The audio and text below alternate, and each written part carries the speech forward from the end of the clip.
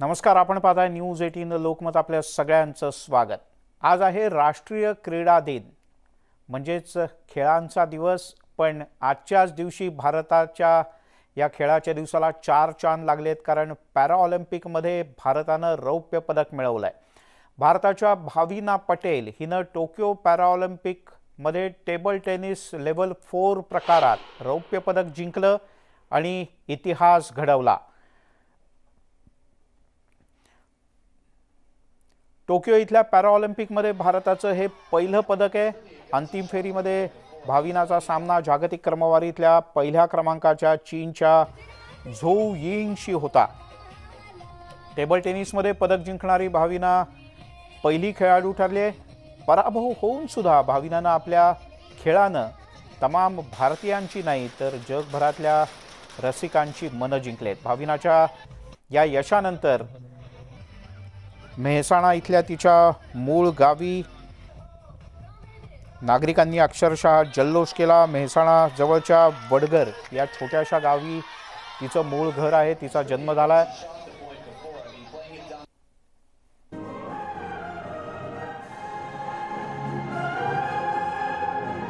Upset the defending champion Borislava Perić-Ranković in the quarterfinals to come to her silver medal, and the victory bouquet with the mascot Someiti. Gold medalist.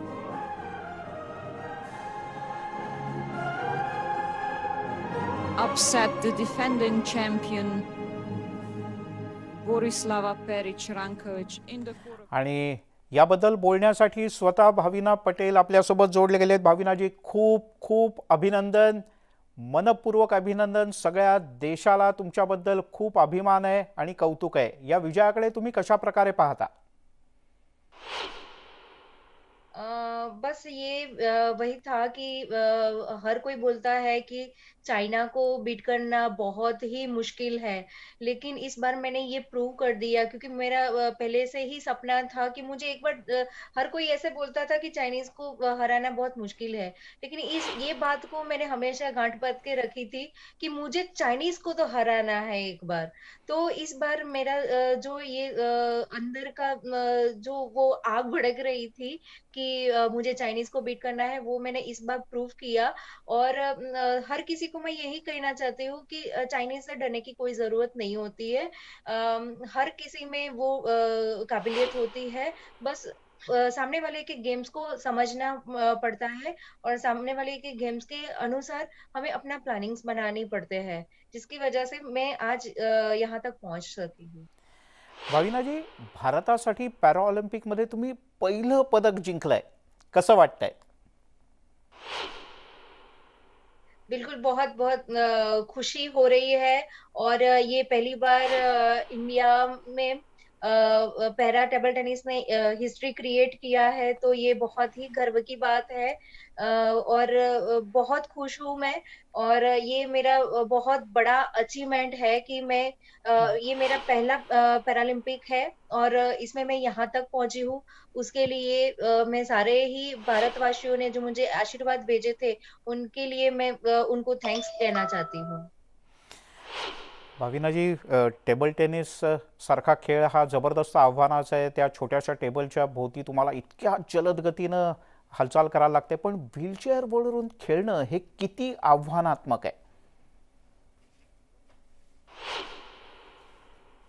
मुश्किल तो उतना ही रहता है जितना normal लोगों को पैर चलाना मुश्किल होता है, उतना ही व्हीलचेयर प्लेयर्स के लिए व्हीलचेयर चलाना मुश्किल हो जाता है. क्योंकि व्हीलचेयर्स में जो नॉर्मल के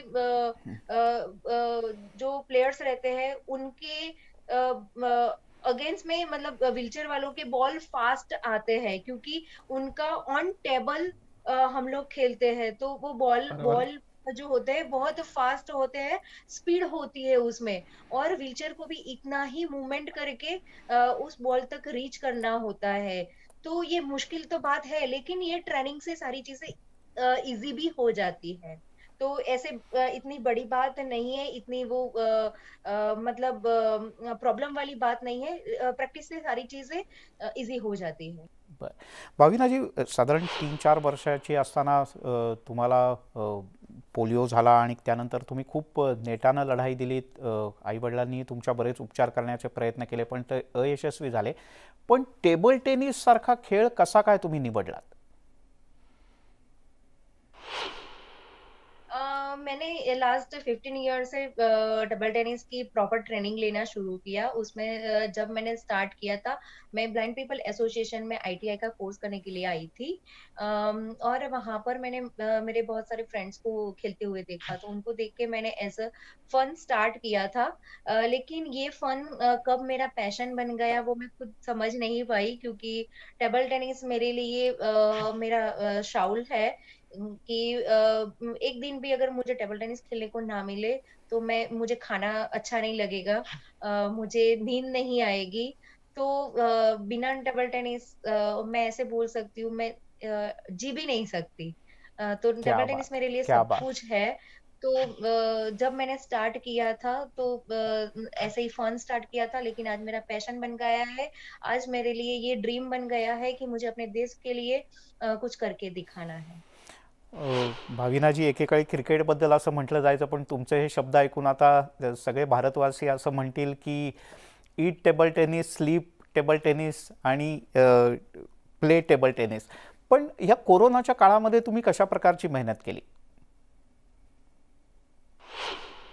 पैंडेमिक की वजह से बहुत सारे ऐसे प्रॉब्लम्स हो रहे थे। हर कोई अपने घर में ऐसे ही बैठा था, लेकिन मेरा ये ऐसा था कि पैंडेमिक से पहले ही मैंने अपने घर पे टेबल लगा दिया था। और मेरे घर में एक स्पेशल कमरा मुझे दे दिया गया है कि मैं पूरे दिन, पूरी रात मेरी अपनी मर्ज़ी चाहे मैं प्रैक्टिस कर सकती हूँ। तो इस तरह से मेरी फैमिली ने मतलब मेरे लिए सारी प्रिपरेशन घर पे ही करके दे दी थी। तो पैंडेमिक का टाइम का मैंने पूरा यूज़ किया है और एक दिन भी मैंने मिस नहीं किया है प्रैक्टिस करने से। तो ये मेरे लिए बहुत अच्छा एक टाइम मिल गया था मेहनत को और आगे बढ़ाने के लिए। पण मग जेव्हा तुम्ही प्रत्यक्ष मॅचला सुरुवात झाली आणि तुम्ही एक मॅच जिंकत जेव्हा सेमीफायनलमधून फायनलमध्ये पोहोचलात, तेव्हा हे ऐतिहासिक मेडल जिंकताना तुमच्या मनात काय भावना होत्या?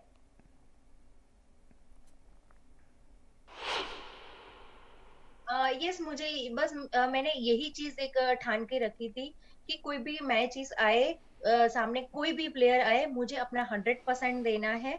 तो बस मैं वही देती जा रही थी और उसका रिजल्ट आपके सामने ही है। बरं.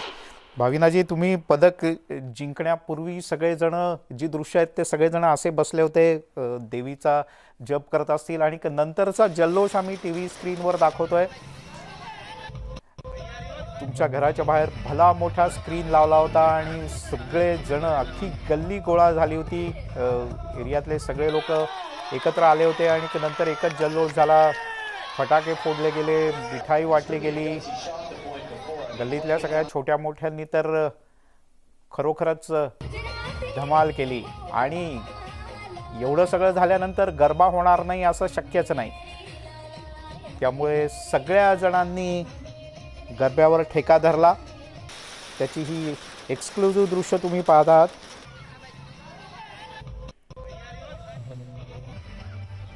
भाविनाजी, प्रामुख्याने टेबल टेनिस पटूंना कोणकोणत्या अडचणींचा सामना करावा लागतो?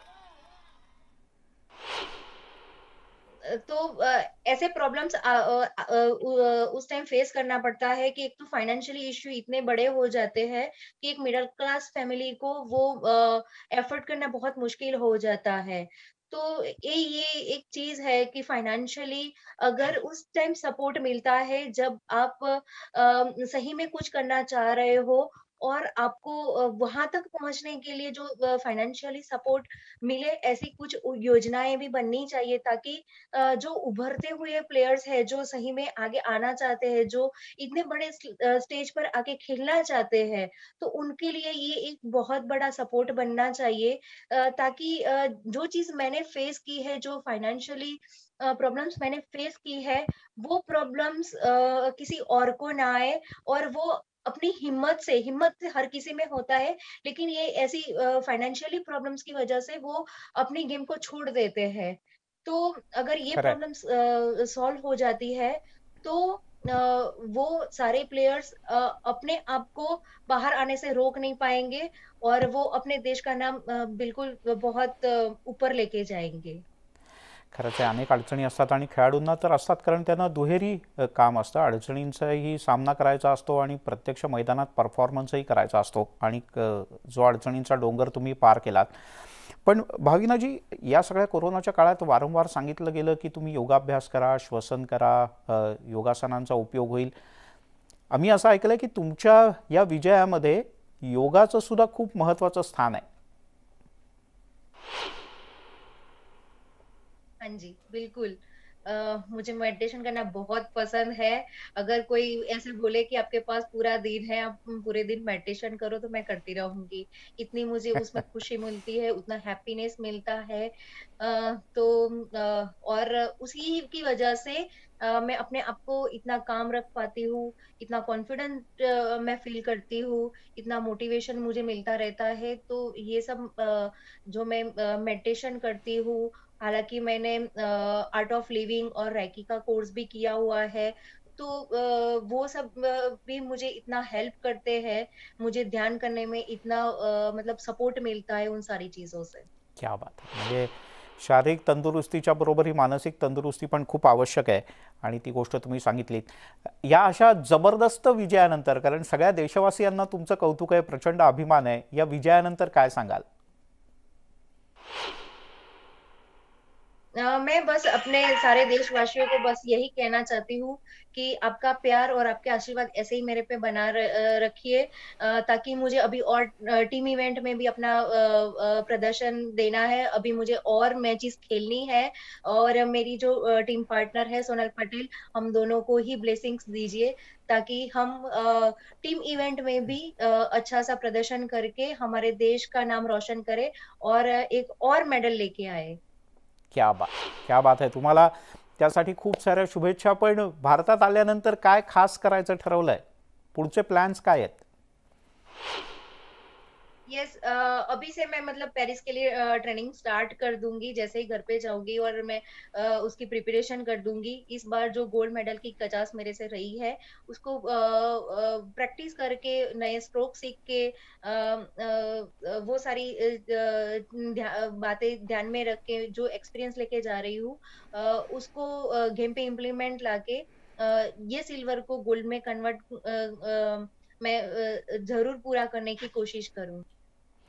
क्या बात आहे. भाविनाजी, खूप खूप अभिनंदन. आणि जे काही थोडंफार गुजराती मी ऐकलोय किंवा शिकलोय त्या ह्याच्यात जर का गुजरातीच सांगायचं, कारण तुमची मातृभाषा गुजराती आहे, त्यामुळे देशनं तुम्हारे पर खूप गर्व छे. संपूर्ण देशाला खूप अभिमान आहे तुमच्याबद्दल. तुम्हाला पुन्हा एकदा खूप खूप अभिनंदन, अनेक अनेक शुभेच्छा. तेव्हा या होत्या भाविना, ज्यांनी सर्वार्थानं देशाची, आपल्या सगळ्यांची मान उंचावली. आपल्यावर आलेल्या शारीरिक व्यंगावर मात करत त्यांनी टेबल टेनिससारख्या खेळात पॅराऑलिम्पिकमध्ये रौप्य पदक मिळवलं आहे. बुलेटिनमध्ये घेऊयात एक छोटासा ब्रेक.